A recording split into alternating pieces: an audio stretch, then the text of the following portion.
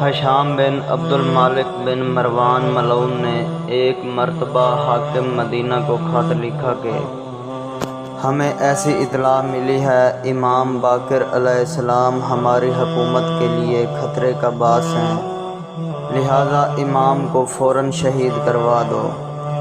مگر حاکم مدینہ نے جوابی خط میں آپ کو شہید کرنے سے معذرت کر لی، تو ہشام ملعون نے ایک ایسی چال چلی اور ایک خلت شاہی زہر میں ڈبو کر حاکم مدینہ کے پاس بھیجی اور کہا ہم شہنشاہ معظم صلوات اللہ علیہ سے بہت متاثر ہیں اور انہیں خلت شاہی سے نوازنا چاہتے ہیں، اور حکم دیا امام کو دربار میں بلوا کر یہ خلت اپنے سامنے زیب تن کروانا۔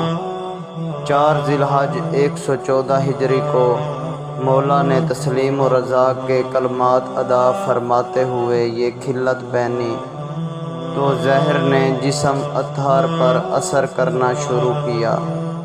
آپ کو دربار سے مدینہ بیت الحمد تک اونٹ پر سوار کر کے لایا گیا۔ 3 دن امام معظم صلوات اللہ علیہ زہر کے اثر سے تڑپتے رہے۔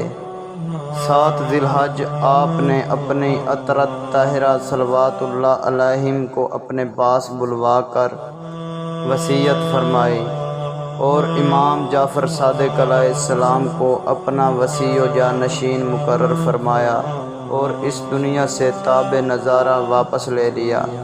آپ کو جنت البقیع میں سپرد جنت فرمایا گیا۔